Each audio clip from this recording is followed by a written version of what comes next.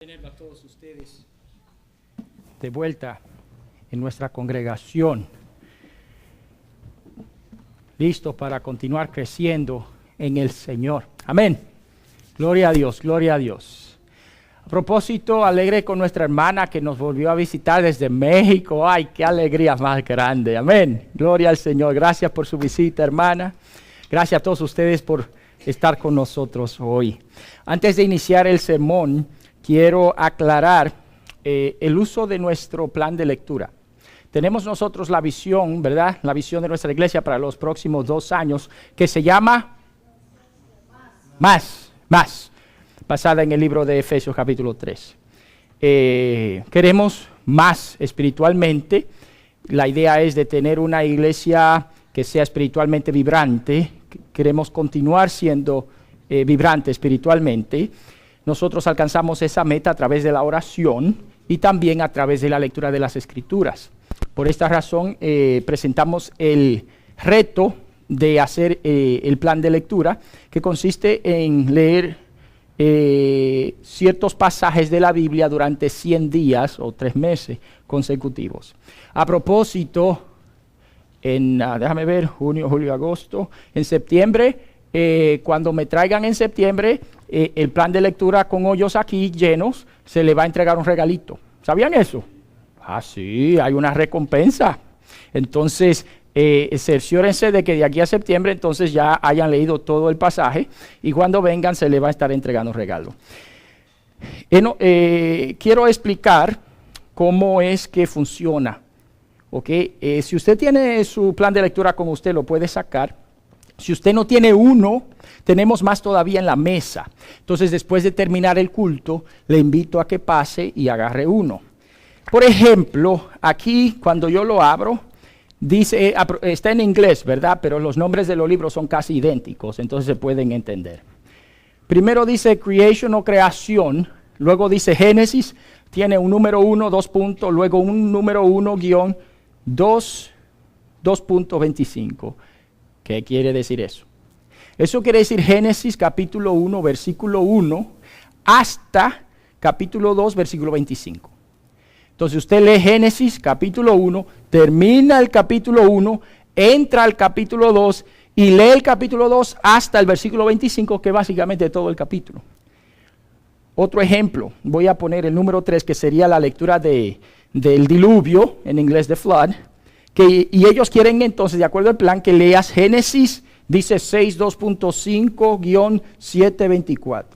Eso quiere decir que vamos a leer a Génesis capítulo 6, iniciando en el versículo 5, terminamos el capítulo 6 entero, iniciamos el capítulo 7 hasta el versículo 24. ¿Ok? Entonces, para que les sirva de referencia y puedan entonces seguir el plan de lectura. Antes también de iniciar el sermón, quiero recordarles que inmediatamente terminado el culto, vamos a transitar hacia el jardín de oración que tenemos allá. Entonces, una vez que terminemos, no se vaya. Quédese y vamos allá. Entonces, vamos a tener la dedicatoria del jardín de oración. Gloria a Dios, hermanos. Vamos a iniciar con una oración. Padre de la gloria, gracias te damos porque eres un Dios bueno, misericordioso, Padre. No hay nadie como tú. Gracias por tu palabra te damos y la guianza que a través de esta recibimos. Háblanos en este día. Motívanos, Señor, a un caminar más estrecho contigo basado en el conocimiento de tu palabra y de quién eres. Y gózate en este momento. Usa tu siervo como instrumento de tu amor y de tu gracia para tu honra y gloria. En el nombre de Jesús. Amén. Y amén. Hoy estaremos en el libro de Segunda de Pedro. Capítulo 3, versículo 14, hasta el versículo 18. Segunda de Pedro, capítulo 3, versículo 14, hasta el versículo 18.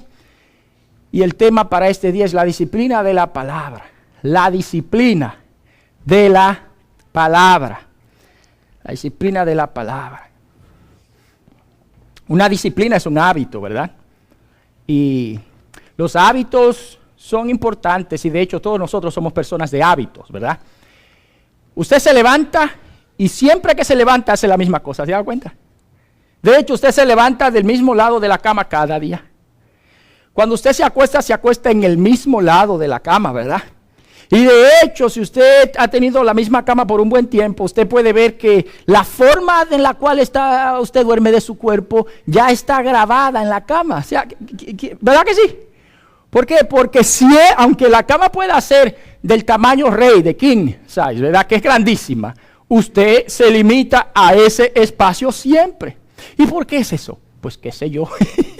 Nosotros somos simplemente personas de hábitos. Usted se levanta, siempre hace lo mismo. Hay una razón para la creación continua de hábitos. Y esta es, pues, ahorrar tiempo. Es un asunto de eficiencia. Imagínese usted que cada vez que usted entre a su carro y tome el volante, tenga que aprender cómo se maneja el carro. Pues sería desastroso, ¿no? O cada vez que usted se sube a una bicicleta tenga que recordar cómo es que se usa la bicicleta. Entonces lo que el Señor ha hecho es que nos ha creado de manera tal que las cosas se convierten en hábito a tal punto que nosotros no tenemos que reaprender todas las cosas todo el tiempo, todos los días. Los hábitos, ¿verdad? Que son buenos. Pues depende de cuál. Depende del cuál. Una señora en una ocasión ya estaba hastiada de los malos hábitos de su esposo. Y ella decidió hacer algo al respecto. Ya era la noche y sabiendo que el esposo tendía a cortar por la distancia de tránsito a su casa por un cementerio, la mujer agarra una sábana blanca de noche y se va al cementerio. Y cuando se da cuenta que el esposo ya está a punto de salir, sale saltando desde una lápida con la toalla blanca y le dice, yo soy el diablo.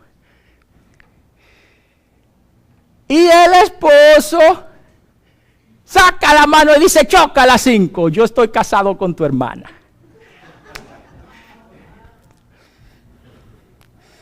Y los hábitos son buenos, pero depende de cuáles hábitos nosotros estemos hablando, ¿verdad? Hay ciertos hábitos de los cuales nosotros nos orgullecemos, pero hay ciertos hábitos de los cuales queremos deshacernos. Algunos hábitos nosotros queremos adaptar, pero la pregunta es, ¿cómo adaptar los hábitos saludables? Entonces, mi meta para esta mañana es compartir con ustedes la anatomía de los hábitos de manera tal que usted decida hoy crear el hábito de la lectura de las Escrituras cada día. Vámonos al libro de Segunda de Pedro, capítulo 3, versículo 14 hasta el versículo 18. Si no trajiste Biblia, el pasaje estará proyectado en la pantalla. Por lo cual, oh amados, estando en espera de estas cosas, procurad con diligencia ser hallado con Él sin mancha e irreprensible en paz. Y tened entendido que la paciencia de nuestro Señor es para salvación, como también nuestro amado hermano Pablo, según la sabiduría que le ha sido dada, os ha escrito casi en todas sus epístolas, hablando en ellas de estas cosas, entre las cuales hay algunas difíciles de entender, las cuales los indoctos e inconstantes tuercen, como también las otras escrituras, para su propia perdición. Así que vosotros, oh amados, sabiendo de antemano, guardaos, no sea que arrastrados por el error de los inicuos, caigáis de vuestra firmeza. Antes bien, creced en la gracia y el conocimiento de nuestro Señor y Salvador Jesucristo. A Él sea la gloria, ahora y hasta el día de la eternidad.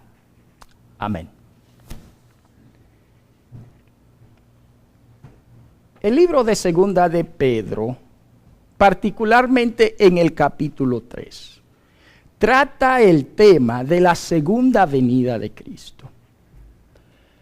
Menciona la burla de muchas personas concerniente a la tardanza, o así lo interpretan ellos, del regreso de nuestro Salvador Jesucristo. Se burlan de los cristianos, se burlan de los creyentes, diciendo, oh, ¿dónde está su advenimiento? Y esto en realidad es una burla que continúa hasta el día de hoy. Muchos se mofarían si usted les menciona que usted cree que el Señor Jesús literalmente vendrá del cielo por segunda vez. Pero Pedro afirma de que definitivamente Cristo vendrá otra vez. Y así todos nosotros lo creemos. Pero la pregunta es, ¿y por qué es que Jesús no ha venido? ¿Será que se le olvidó regresar? No sabe el camino.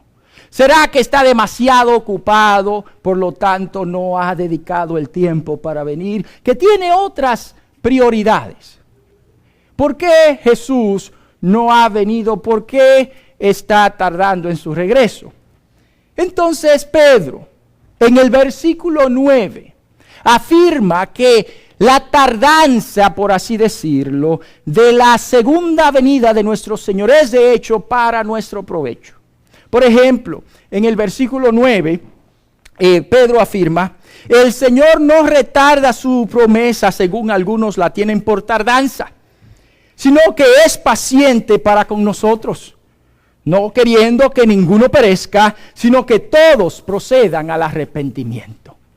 Esta verdad es nuevamente repetida en el versículo 15 del mismo capítulo, en la segunda mitad del verso, en donde leemos, primera mitad donde dice, y tened entendido que la paciencia de nuestro Señor es para salvación. En otras palabras, nuestro Salvador Jesucristo no ha regresado aún, porque Él nos ama tanto que está dando la oportunidad a la humanidad, a usted, a que se acerque al Señor, a que tome la decisión de afirmarse, de estar firme en Él. Por ejemplo, si Jesucristo regresara en este momento, ¿cuántas personas no se salvarían? Al Jesús no regresar aún, entonces está brindando la oportunidad para que la humanidad tome esa decisión de acercarse a Él. Su retraso, por así llamarlo, puede causar el enfriamiento de algunos. Y eso es precisamente lo que el apóstol Pedro está mencionando en el verso 17, el cual de hecho es una advertencia. Allí Pedro nos dice que tengamos cuidado para que nuestra firmeza no sufra como consecuencia del hecho que Jesús no ha regresado aún. Pero ¿cómo entonces es la pregunta? ¿Puede uno estar firme y preparado, listo para el regreso de nuestro Salvador Jesús? Esta respuesta es ofrecida en el verso 18, en donde entonces el apóstol nos dice lo siguiente: antes bien, creced en la gracia y el conocimiento de nuestro Señor y Salvador Jesucristo. Cristo vendrá, amén, y su pueblo ha de estar preparado. Y la preparación consiste en el crecimiento de la gracia y del conocimiento de nuestro Señor y Salvador Jesucristo. ¿Cómo puede uno entonces crecer en la gracia o el favor de Dios hacia nosotros y en el conocimiento de nuestro Salvador Jesucristo? A través de la lectura de las Escrituras. Amén. La gracia o el favor de Dios está con todo aquel que está unido a Él. por gracia somos salvos. La mayor expresión de gracia que se puede dar, nuevamente el término gracia significa favor, o el favor de Dios, o el regalo de Dios, está con todo aquel que está unido a Él. Y dicha unión toma lugar basado en la obediencia, y la obediencia viene como resultado del conocimiento de la palabra de Dios. Por lo tanto, el crecimiento en la gracia y el crecimiento en la gracia y en el conocimiento de nuestro Salvador toma lugar a través de la disciplina, del hábito, de la lectura bíblica diaria. Pero ¿cómo hacerlo? Todo el creyente entiende que debe de leer las Escrituras, ¿no? De que es difícil pasar un día sin comer, y no solo del pan vivirá el hombre, sino de toda palabra que sale de la boca del Señor. Pero ¿cómo entonces puede uno alimentarse diariamente de la palabra de Dios? Ciertamente la intención ahí está, pero hay tantas distracciones, ¿verdad? Encima de eso tenemos un enemigo muy poderoso, Satanás, con sus demonios, que trata de impedir que nosotros profundicemos en el crecimiento de la gracia y del conocimiento del Señor. ¿Cómo podemos entonces desarrollar el hábito de la lectura bíblica para así poder estar preparado para la segunda venida de nuestro Salvador? En primer lugar, necesitamos el deseo de desarrollar el hábito. Sin deseo, definitivamente, el hábito no será desarrollado. Y el deseo crece a través de la valoración de la palabra. Cuando uno entiende que la palabra de Dios es vida, como leímos, que la palabra que Él nos ha hablado son espíritu y que son vida. Cuando entendemos, como dice Timoteo, 2 Timoteo 3:15, que la palabra de Dios nos hace sabios para vida eterna. Cuando entendemos que la palabra de Dios es luz que guía nuestro camino, como dice el Salmo 119. Y cuando entendemos que las Escrituras es nuestro pan diario, como dice Mateo 4, entonces vamos a querer crecer en ella. Vamos a desear la creación del hábito de la lectura bíblica diaria. Entonces, el primer paso para desarrollar el hábito de la lectura bíblica es el deseo de dicha creación. Pero una vez que ese deseo esté presente, necesitamos la oración. ¿Algunos de ustedes tienen algún hábito del cual quiere deshacerse? Yo sí. ¿Algunos de ustedes? Sí. Sí, ¿verdad? Como que siempre hay una cosita que siempre hacemos y nosotros decimos, Señor, pero ¿qué es lo que pasa, verdad? La creación de hábitos es bastante difícil. Y aunque el deseo ahí está, necesitamos de la ayuda del Señor. Amén. Y ahí viene la oración. Cuando nosotros entendemos la importancia del hábito de la lectura bíblica diaria, y cuando nosotros entendemos que solo no podemos, entonces nos arrodillamos ante el Señor y decimos, Padre, ayúdame. Porque yo quiero, pero solo no puedo. Ayúdame, Señor. La oración del justo puede mucho, dice las Escrituras. Amén. Y cuando nosotros venimos ante el Señor en oración con un corazón humilde, el Señor promete responder. Entonces no solamente debemos de desear la creación del hábito de la lectura bíblica diaria, sino que también debemos de orar para que el Señor nos ayude nuevamente. Satanás es poderoso, no es todopoderoso. Y su poder ni se asemeja ni se acerca al poder de nuestro Salvador, pero tiene poder. Y más que nosotros, como dice el libro de Hebreos, que los hizo inferior, un poquito superior a los hombres, ¿verdad? Entonces es más poderoso que nosotros, pero como dice también las Escrituras, el que está con nosotros es mayor que el que está en el mundo. Y necesitamos de su poder. Necesitamos de la presencia de su Santo Espíritu en nuestra vida, que invada todo nuestro ser, para poder crear el hábito de la lectura bíblica diaria.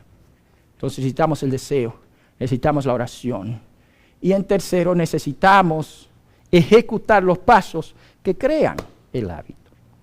Todo hábito consiste en tres elementos. El primer elemento de un hábito, pues es la señal. Eso es, la señal. A veces la señal es un tiempo, un lugar, una persona o una acción. Voy a poner el ejemplo. ¿Se ha dado cuenta usted que es posible que usted desayunó a las 11, pero a las 12 tiene hambre? ¿Y por qué? Si apenas desayunó a las 11. ¿Por qué tiene hambre a las 12? Porque mentalmente entendemos que las 12 es la hora de la comida. ¿Verdad que sí? Ya eso es una programación mental que nosotros tenemos. Entonces, ¿la señal cuál es? Las 12. Y cuando es las 12, nosotros entendemos que también entonces pues es hora de la comida.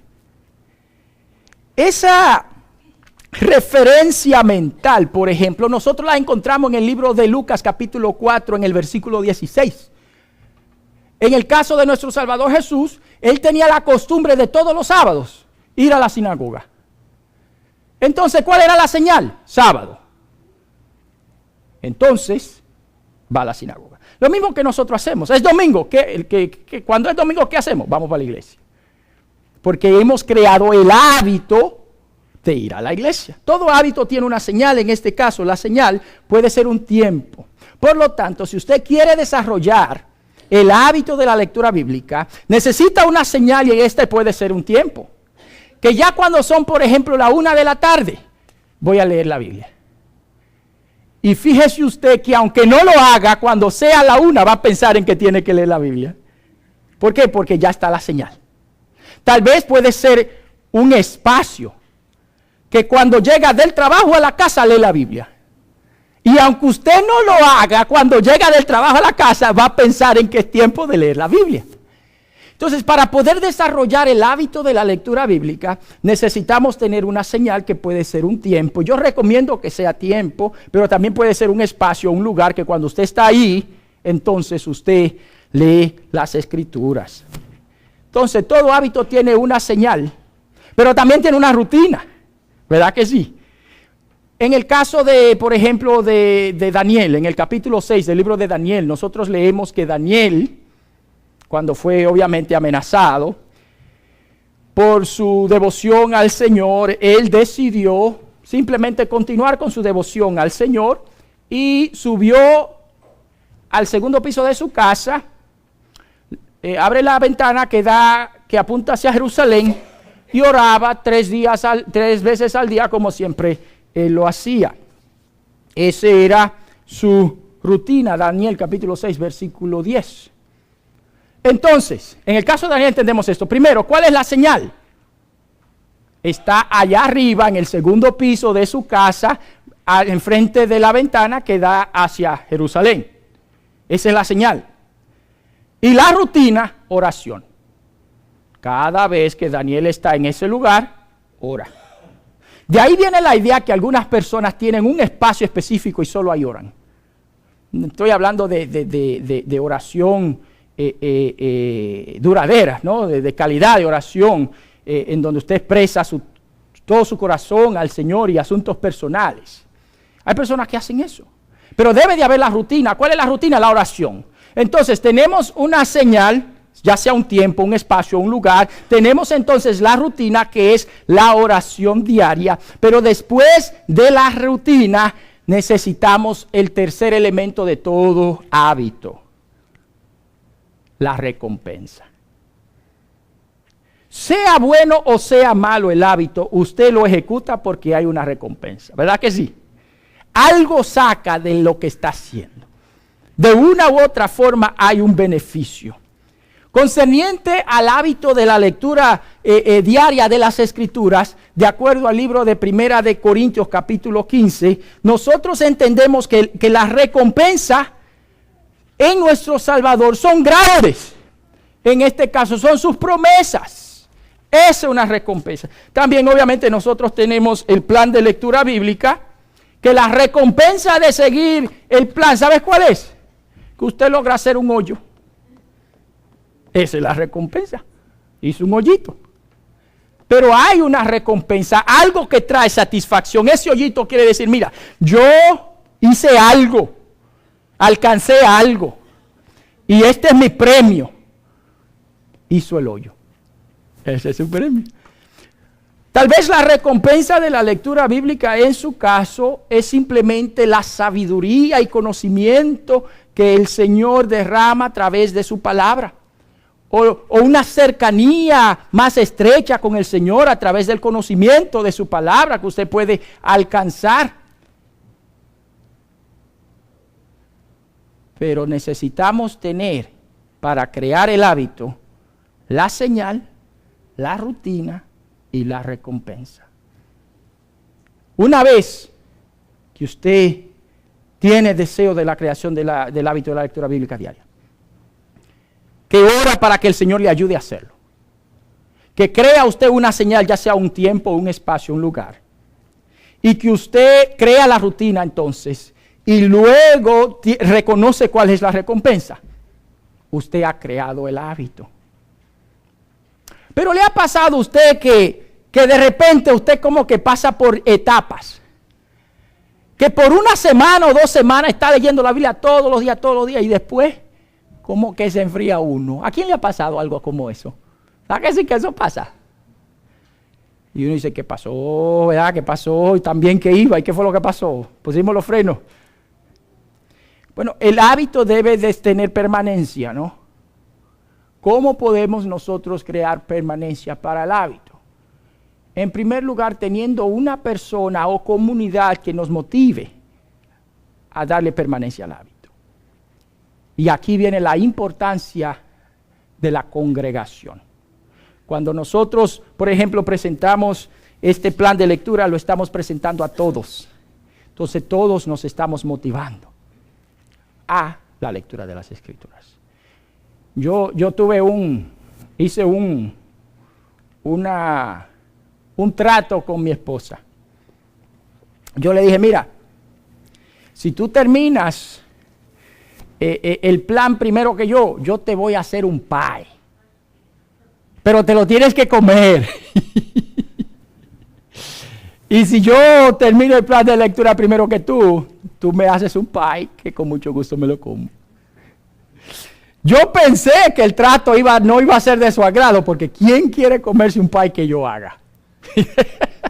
Yo nunca en mi vida he hecho ningún pie, pero yo prometí que iba a buscar una receta y que iba a hacer todo lo posible por seguir la receta, ¿no? Pero que se lo tenía que comer. Amanda cocina buenísimo, entonces yo no tengo problema con eso. Y ella está segura que ella es la que va a ganar. Y yo le dije, ya estoy saboreando el pie que tú me vas a hacer, porque yo le voy a ganar. Pero el punto es que aquí tenemos nosotros la comunidad íntima que motiva la lectura bíblica, ¿verdad? Entonces esa comunidad puede ser su pareja si es que tiene pareja. O puede ser un hermano o una hermana de la iglesia que usted le dice, oye, mira, estoy batallando con leer mi Biblia cada día. Tú puedes de vez en cuando motivarme a hacerlo. No hay nada malo en eso. Aquí no estamos para juzgar a nadie, hermanos. Aquí todos estamos batallando en una u otra área, comenzando con el pastor. El pastor posiblemente es el hombre más pecador aquí presente, hermanos, que trata de hacer las cosas como Dios quiere y de ser del agrado del Salvador, pero yo también peco, hermanos. Nosotros nos necesitamos mutuamente y solamente un perfecto puede juzgar aquí, ¿verdad? Y hasta donde entendemos, el único perfecto es nuestro Salvador, amén. Entonces, no se sienta incómoda o algo incómodo si usted necesita ayuda de un hermano o una hermana. Dígale, hermano, estoy batallando con eso, ayúdame. De vez en cuando menciónalo. Y el acto de amor ayudará a la creación del hábito. Entonces necesitamos el apoyo de la iglesia, el apoyo de la comunidad para nosotros poder crecer en este hábito y finalmente creer que podemos hacerlo. Si dudamos a nosotros mismos, es posible entonces que no lo hagamos. En el libro de Marcos capítulo 9, en el versículo 23, nuestro Salvador Jesús dijo que al que cree todo le es posible. Amén. No porque tenemos una fuerza especial, sino que el Todopoderoso está con nosotros, apoyándonos para ayudarnos. Amén. Hermanos, quiero pedir al grupo de alabanza que por favor pase al frente. Y a usted, mi hermano, mi hermana, le quiero invitar a que en esta mañana tome la decisión de desarrollar el hábito o de continuar el hábito de la lectura bíblica diaria. Pedro nos dice que Jesús regresará y eso lo creemos y debemos de estar preparados para su venida. Nos preparamos, dice el verso 18, creciendo en la gracia de Dios y en el conocimiento de nuestro Salvador Jesucristo. Y crecemos en la gracia y en el conocimiento a través de la creación del hábito de la lectura bíblica. Leamos la Biblia diaria. En primer lugar, entendiendo el valor del hábito, pidiéndole al Señor su ayuda, su apoyo, iniciando con una señal y una rutina, la rutina de la oración, y recibiendo la bendición, los beneficios de la lectura bíblica. Teniendo apoyo los unos con los otros, vamos a tener una iglesia que continuará siendo espiritualmente vibrante. Usted que está ahí, mi hermano, mi hermana, al ponerse en pie está dándonos a entender que va a tomar la iniciativa de desarrollar el hábito o de continuar. Mi amigo que estás aquí presente, quiero que sepas que las escrituras que nosotros queremos continuar leyendo nos expresan el gran amor que Dios tiene para contigo. Que te ama tanto que envió a su Hijo, quien murió por ti en la cruz para darte vida eterna. Una vida que tiene propósito, una vida que tiene sentido y dirección, y una vida que en Él no tiene fin. Te invito a que pases al frente como señal de que quieres entregar tu ser a Cristo en esta mañana. Tomemos esa decisión mientras nos ponemos en pie y cantamos.